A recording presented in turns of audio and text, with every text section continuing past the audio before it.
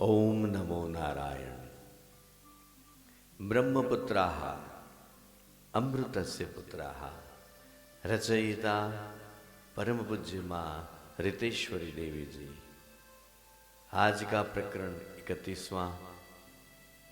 आज हम क्या क्या देखेंगे तो विश्व प्रेम प्रकट कब होता है। विश्व प्रेम प्रकट कब होता है, प्रतीति क्या है, सत्य प्रतिष्ठा किसे कहते हैं, श्वसन क्या है, प्राप्ति की अवस्था क्या है, विश्वात्मा कैसे बनेगी, अचिंत्य महाशक्ति क्या है, उपादान संग्रह क्या है और हिरण्य गर्भ किसे कहते हैं। इस पहलू को हम कुछ इसके ऊपर हम चर्चा करेंगे, कुछ प्रकाश डालेंगे ब्रह्मपुत्रा के जरिए माँ रितेश्वरी देवी जी का कलम के सानिध्य से। तो चलते हैं आगे की यात्रा में। प्रकरण 31वां। बराबर 6 बज चुके हैं। माँ निकुंजेश्वरी के ध्यान कक्ष में वे दोनों आ गए। माताजी श्वेत वस्त्र में अपने आसन पर विराजमान है, दृष्टि अंतर्मुख है। खिड़की से कोमल सूर्य प्रकाश भीतर झांक रहा है। दूर सुदूर से आते पवनों अपनी पंख पर सुगंध को ले आ रहे हैं। साथ में श्री परमहंस भृगुराम गुरुदेव को स्पर्श करके आते हैं। ऐसा अनुभव करते हुए दोनों रोमांच महसूस करने लगे। प्रवेश होते ही मां के चरण स्पर्श करके आसन ग्रहण कर लेते हैं। नीरव शांति और पवित्रता का अनुभव कर रहा है। थोड़ी मिनटों बाद कक्ष में ओम की ध्वनि परावर्तित होने लगी। दोनों के हृदय में गुरु शक्ति का आविर्भाव हुआ, अतः मस्ती से डोलने लगे। आनंद वैखरी से कैसे व्यक्त हो सकती है। ये दिव्य नशा शायद 20 से 30 मिनट तक सतत चला। ये मधुराद्वैत के नशे से बहिर्मुख होके माँ ने धीरे धीरे बोलना शुरू किया। मधुराद्वैत के नशे। वत्स सुनिए। भजन में, शयन में, भ्रमण में प्रवृत्त हो या निवृत्त हो, स्वप्न में हो या और किसी अवस्था में हो, पर अनंत अविनाशी नित्य पुरुषोत्तम भगवान का ध्यान तथा चिंतन किया करो। चिंतन किया करो। जब तक ज्ञानमय आत्म स्वरूप श्री कृष्ण में मनोलय न हो, तब तक तुम लोग साधक के तौर पर श्री कृष्ण मंत्र का जप तथा होम आदि में योगाभ्यास करते रहो। कर्म या साधन का फल मिलेगा या नहीं मिलेगा, इस प्रकार की मनोवृत्ति वाला जो साधक का मन विक्षिप्त हो जाता है, उसी को ज्ञान नहीं होता। संशय मत करो। ये हम जो कर्म कर रहे हैं, ये हम साधना जो भी कर रहे हैं, ये हम जो जप कर रहे हैं, जो तप कर रहे हैं, जो भी कुछ ऐसा कर्म कर रहे हैं, उसका फल क्या मिलेगा, उसकी चिंता न करो। इसकी चिंता मत करो। इस प्रकार की मनोवृत्ति वाला साधक का मन विक्षिप्त हो जाता है, उसी को ज्ञान नहीं होता। वे अनधिकारी साधक जाना जाता है, वो अधिकार नहीं है उनका। जब तक मन स्थिर धीर नहीं होगा, आत्मलाभ नहीं होगा। मन को धीर गंभीर करो, स्थिर करो, तभी आत्मलाभ होगा। अतः वेद आदि सकल शास्त्रों में साधन कर्म के अनुष्ठान का विधि विधान बताया गया है। अतः बिना आलस प्रमोद निरंतर साधन में लगे रहो। तेल बिना दीपक नहीं जलता, वैसे ही साधन भजन बिना शरीर में शरीरत्व एवं शक्ति विकसित नहीं होगी। सो गुरुपदिष्ट साधन में लगे रहो। जो गुरु ने बताया है उसमें आप लगे रहो। ये साधन भजन करने से जीवन में अभाव नहीं रहेगा। प्रभु हरेक की सर्व इच्छा पूर्ण करते हैं। जब पवित्रता स्थिर हो जाएगी, आत्मलाभ सिद्ध होगा। पवित्रता स्थिर होएगी, तब आत्मलाभ सिद्ध होगा। फिर ज्ञान से भक्ति प्रकट होगी तथा आखिरकार में भक्ति से प्रेम और विश्व प्रेम प्रकट होगा। विश्व प्रेम इतना करोगे तब प्रकट होगा। रेतस को हमेशा बचाए रखना चाहिए, इसमें विशेष सावधान रहना। रेतस ऊर्ध्वीकरण से ही आत्मज्ञान होगा। रेतस का ऊर्ध्वीकरण होना चाहिए। ऐसी वाणी द्वारा आशीर्वाद देके मां शांत हुई। दृढ़ प्रतीति का नाम है विश्वास। बाबा जी ने कहा है दृढ़ प्रतीति यानी कि विश्वास। बाबा जी ने कहा है, इसके बारे में स्पष्ट समझाए। वितन ने प्रश्न किया, बाबा जी ने जो बात बताई थी दृढ़ प्रतीति, इसमें और कुछ प्रकाश डालिए। बेटा, ये संपूर्ण सत्य है। ये विश्वास कभी व्यर्थ नहीं जाता। वास्तव में वाणी सिद्धि, संकल्प सिद्धि, ये सब विश्वास के ही रूपांतर है। वास्तव में वाणी सिद्धि, संकल्प सिद्धि, ये सब विश्वास के ही रूपांतर है। जब साधक सत्य में प्रतिष्ठित हो जाता है, तब विश्वास दृढ़ हो जाता है। प्रतीति विश्वास फल देता है। प्रतीति मानो विश्वास फल देता है। इसे कहते हैं सत्य प्रतिष्ठा। इसी को ही कहते हैं सत्य प्रतिष्ठा। सत्य प्रतिष्ठा होता तब साधक धोखा कभी नहीं खाएगा। साधक धोखा कभी नहीं खाएगा।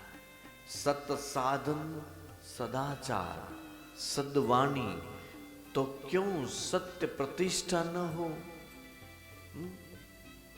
ज्ञानी का विश्वास कभी अंधा नहीं होता। आपने शक्ति संचार का प्रत्यक्ष अनुभव किया है कि शक्ति शरीर से अलग है, अतः तुम ब्रह्मवीर साधक हो। आपकी सत्य प्रतीति मिथ्या नहीं होगी। बोरिस ने प्रश्न किया, सत्य प्रतीति के लिए संकल्प भी सत्य होना चाहिए? वाह, क्या बात है। सत्य प्रतीति के लिए अपना संकल्प भी सत्य होना चाहिए कि नहीं? बोरिस प्रश्न करता है। प्रश्न अच्छा किया है। योगी ज्ञानी कभी मिथ्या देखते नहीं है। बहुत बढ़िया बात है। जो योगी है, जो ज्ञानी है, वो कभी मिथ्या देखते ही नहीं है। क्या बादल का सामर्थ्य सूर्य तक पहुंचने का है? नहीं, बादल का सामर्थ्य सूर्य तक पहुंचने का नहीं है। नकार में दोनों ने माथा हलाया। आत्मा एकमात्र सत्य है, उसको जान लेने से क्या मिथ्या दर्शन कर सकते हैं? मां ने प्रश्न किया। आत्मा एकमात्र सत्य है, उसको जान लेने से क्या मिथ्या दर्शन कर सकते हैं? बात तो सही है, बिटेन जवाब देता है। सत्य जान लेने से असत्य अपने आप मिथ्या हो जाता है।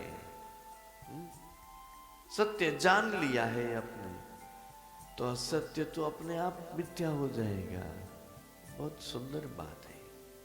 कभी पूर्व जन्म के संस्कार उदय हो जाए और मिथ्या का दर्शन ना होए तो क्या? बिट्टन ने प्रति प्रश्न किया। पूर्व जन्म के संस्कार उदय हो गए हैं और मिथ्या का दर्शन ना होए, ऐसा कुछ हो सकता है?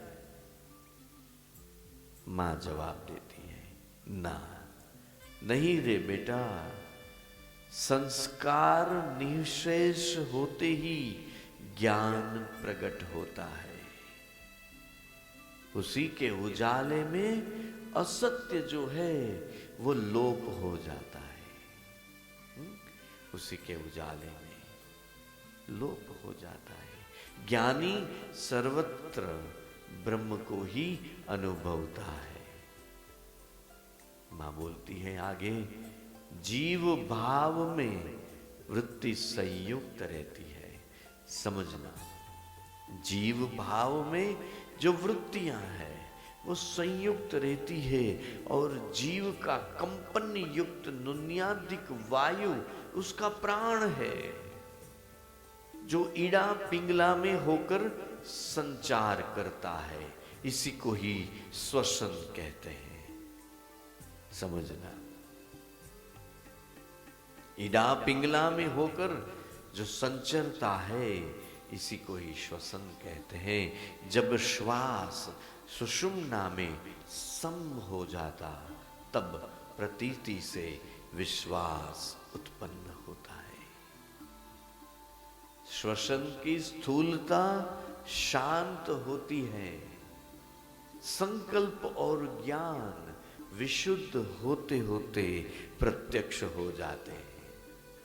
उसी वक्त जीव भाव निर्मल होकर पवित्र हो जाता है तथा धीरे धीरे जीव भाव तिरोहित हो जाता है और ईश्वर भाव आविर्भूत हो जाता है। अंते मूल स्वभाव आत्म सत्ता के साथ युक्त हो जाता है तथा सूक्ष्म प्राणवायु सुषुम्ना में चलती रहती है। सूक्ष्म प्राणवायु सुषुम्ना में चलती रहती है, पर यह स्थिति स्वभावतः सरल मार्ग से होती है।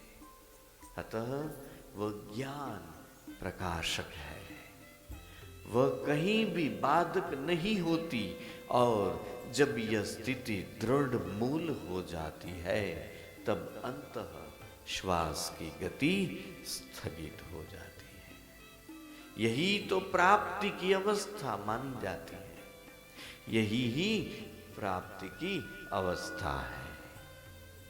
संकल्प भी वहां नहीं रहता, समझे? वहां संकल्प की आवश्यकता नहीं है। विश्वास और निर्विकल्प दशा एक ही है, अतीव उच्च अवस्था है। यह स्थिति में आत्मा में पूरा विश्व है और विश्व में आत्मा है। ज्ञान पर से आवरण हट जाता है, साथ ही अचिंत्य शक्ति की महिमा उपलब्ध हो जाती है और शक्ति के प्रभाव से असंभव भी संभव हो जाता है। इसलिए महर्षियों ने कहा है कि अचिंत्य भाव के संबंध में तर्क व्यर्थ है। जो सक्षम योगी ज्ञानी हो गया होए वो परमेश्वर के अनुग्रह से माया का अतिक्रम करके सब कुछ कर सकता है, लेकिन गुरु की आज्ञा जरूरी है। गुरु की आज्ञा के बिना नहीं। ये दिखाने का खेल थोड़ा है,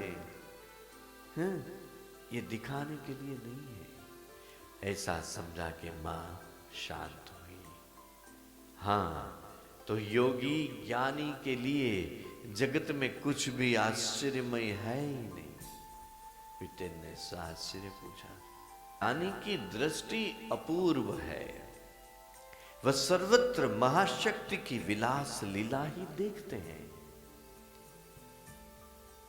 मां आगे बोलती है, साधकों के लिए लक्ष्य है कि अचिंत्य महाशक्ति की अद्भुत लीला का दर्शन करते करते धन्य हो जाए।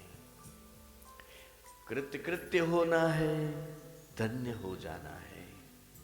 विश्व के ये महानाट्य क्रिया इनके सिवा कोई नहीं देख सकते। तो विटेन ने प्रश्न किया, जो मूर्ति पूजा करते हैं उसको साक्षात बोध क्यों नहीं होता? मूर्ति पूजा करते हैं, साक्षात बोध क्यों नहीं मिलता उनको? ईश्वर की भावना मूर्ति में करने की आज्ञा शास्त्र में है, पर उसका रहस्य पुजारी नहीं जानता, सो बोध नहीं होता है।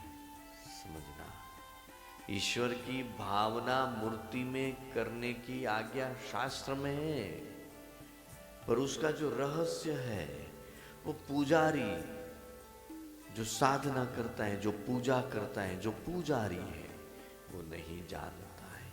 इसी हिसाब से साक्षात बोध नहीं होता है। तो फिर से प्रश्न बोरिस कहता है, तो फिर बोध कैसे होता है? तो सुनो, केवल भावना से कुछ नहीं होता, भावना के साथ उपादान संग्रह होना चाहिए। उपादान संग्रह? बितन ने प्रश्न पूछा, ये उपादान संग्रह क्या है और कैसे होता है? सुनो बच्चे, जब तक स्वभाव की भावना सिद्ध नहीं होती तब तक उपादान संग्रह नहीं होता। स्वभाव की भावना सिद्ध होनी जरूरी है। उपादान संग्रह का अर्थ है भावना से, दृढ़ भावना से इष्ट ईश्वर के चिदाणु को एकत्र करके मूर्ति में आकृष्ट करना होता है। उपादान संग्रह का अर्थ समझो। भावना से, तो भावना कैसी? दृढ़ भावना से अपने इष्ट, अपने ईश्वर के चिदाणु को एकत्रित करके मूर्ति में आकृष्ट करना, तब मूर्ति जीवंत होती है, सजीव हो जाती है। मूर्ति मूर्ति नहीं रहती, स्वरूप बन जाता है। यूं कहो कि इष्ट दर्शन होते हैं। मनुष्य जीव मात्र में ईश्वर भाव, शिला मात्र में देव भाव सिद्ध होता है, तब यह सिद्ध हो सकता है। साधन में जब परम सत्ता का बोध होता है तब संकल्प और विकल्प छूट जाता है।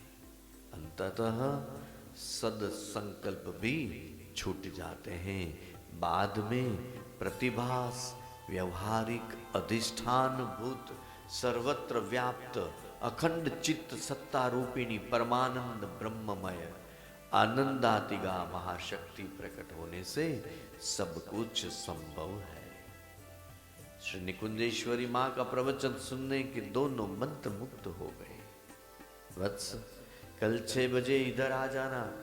यदि कोई प्रश्न हो तो लिख के आना। लिख लेना चाहिए, हम लोग इसकी चर्चा करेंगे। भोजन करके विश्राम करो, ऐसा कह के माता जी अपने कक्ष में चली गई।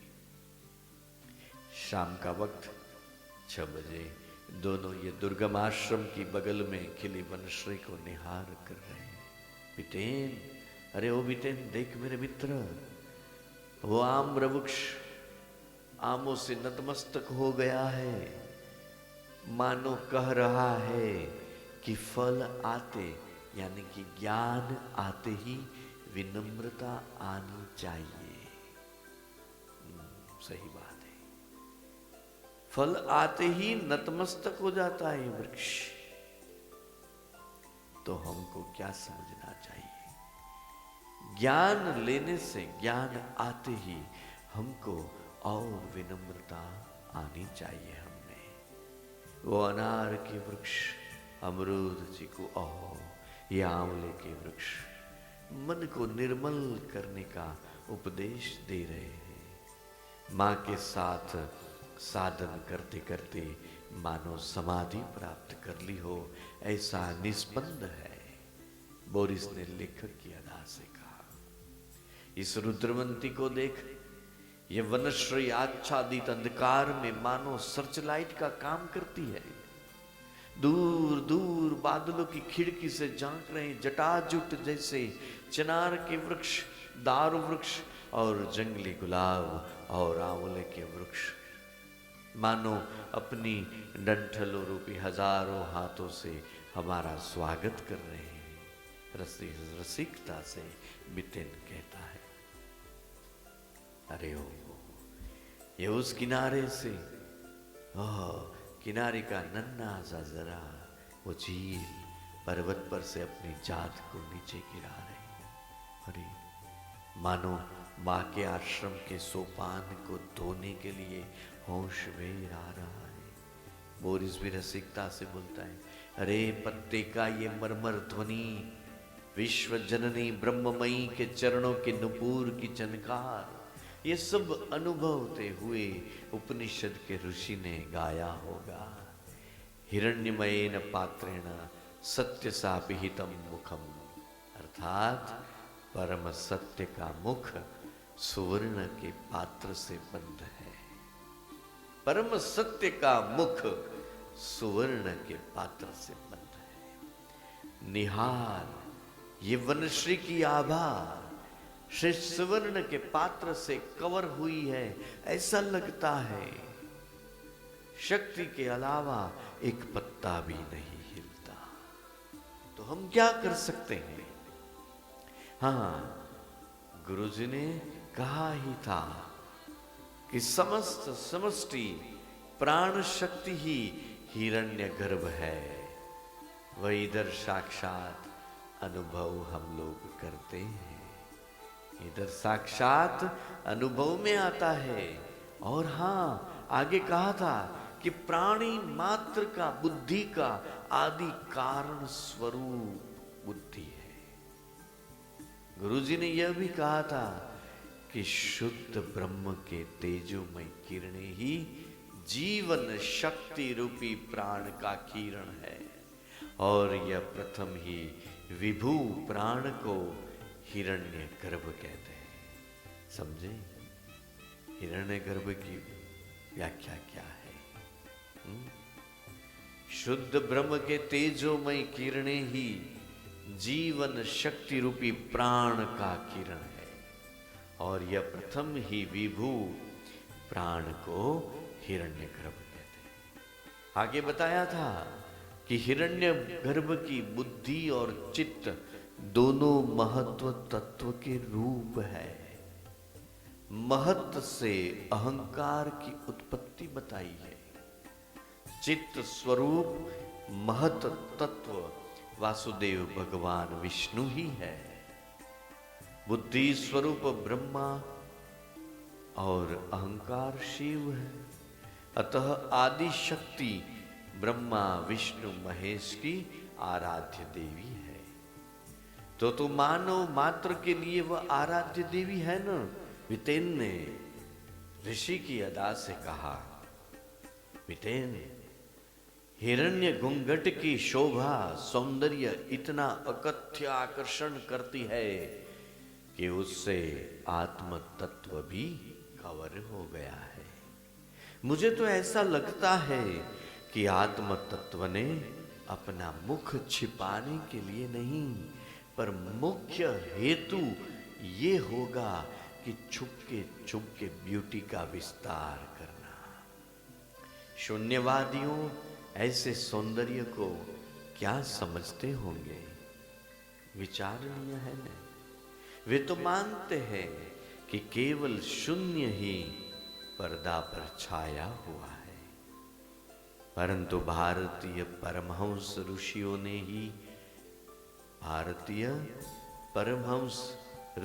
ने वही शून्य में ही मौलिक सत्य की खोज की है, ऐसा मैं तो मानने लगा हूं। जरा सोच तो सही, जिसका घूंघट किरणों की प्रभा से कवर्ड है, तो उसी के मुख का सौंदर्य, उसका माधुर्य, उसका मांगल्य कितना अद्भुत होगा। ये अनुमान का सब्जेक्ट नहीं है मेरे यार, ये तो प्रत्यक्ष दर्शन का विषय है। बीच में बिटेन कहता है ये तो प्रत्यक्ष दर्शन का विषय है। भौतिकवादियों की बातों में आकर सत्य को शून्य समझने की बजाय समझो कि वह परम जगदम्बा परमेश्वरी पूर्ण है, सुंदर है, ज्योति स्वरूप है, सत्य है, अनंत विपुल ज्ञान भंडार है। यूं कहो आनंद का आगार सागर है। पर्दे में होने से देख नहीं पाते। जैसे सूर्य निजी किरणों की जाल में निहित है सो दिखता नहीं, वैसे ही हिरण्यमय पात्र से सत्य का मुख ढका हुआ, अतः देख नहीं पाते, अनुभव नहीं होता। बात तो सुलाना सच है। हमारे ऋषि मुनियों का अनुभव है और हम दोनों इसके लिए लालायित है। हम दोनों इसके लिए लालायित है। अदम्य जिज्ञासा पूर्ण बोलते हैं। बिटेन कल कल निनाद करते झरने के पास पड़ी बड़ी शिला पर आंखें बंद करके बैठ गया, मानो समाधि में बैठा। थोड़ी मिनट ऐसे ही प्रशांत शांति में चली गई। बहते झरने के साथ उसकी शक्ति की साथ हुई एकता भी बहने लगी। विश्व जननी के साथ एकाकार होते हैं, ऐक्य हो गया है, मन नमन हो गया। आनंद के अतिरेक में प्रेमाश्रु बहने लगे। साथ ही बोरिस का तन मन हृदय उसके साथ जुड़ गया। तुरंत ही बोरिस की आंखों से विश्व जननी के स्पर्श मात्र से मोतियों निकलने लगे, पलकों पर चमकने लगे। ऐसे ही जगदम्बा का अकारण विरह ही अंतिम पवित्रता ज्ञान तक ले जाता है। समझना, जगदम्बा का अकारण विरह ही अंतिम पवित्रता ज्ञान तक ले जाता है। परम विरह ही परम प्रेम है और परम प्रेम ही परम विरह है। एक ही सिक्के की दो साइड है। ऐसे ही मन में संसार वृत्ति निवृत्ति हो जाने से सत्य सम्यक त्याग आविर्भूत होके स्थिर हो जाता है। वही ही बहता बहता विश्व कल्याण का रूप धारण कर लेता है। यह दिव्य प्रेम ही परमात्मा है। विटेन ने आंखें खोली और बोला, बोरिस, एक स्मृति ताजा हो गई है। कौन सी स्मृति ताजा हुई? क्या हुआ?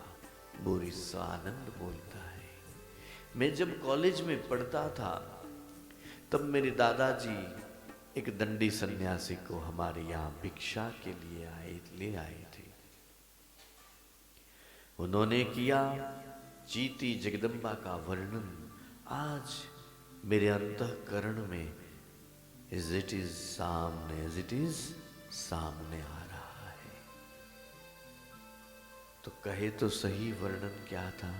बोरिस जिज्ञासा बोलता है, वह सन्यासी विश्व जननी का वर्णन करते हुए कहते थे कि सर्वेश्वरी विभू ब्रह्ममयी अखिल ब्रह्मांड में व्याप्त है। सूर्य चंद्र उनके वक्ष हैं, उसी से पृथ्वी की संतान दुग्ध पान कर रही है।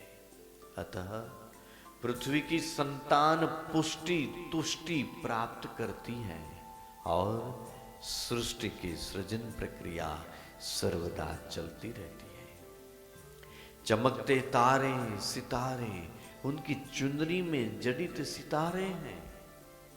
आकाश गंगा इसकी साड़ी की बॉर्डर है। वनश्री उनकी सुंदर भुजाएं हैं। नक्षत्र इनके आभूषण है। पर्वतों उनके चरण है। वायु श्वास है। जलाशयों क्रीड़ा करने का स्थान है। वनश्री का सौंदर्य उनकी रमणीय अलौकिक शोभा है। अवकाश उनका सुमुख वरदमुख है। धूमकेतु उनके पृथ्वी पर के जीवों के आशीर्वाद है। सतत ओमकार की गुंज ध्वनि उनके हृदय का पवित्र धबकार है।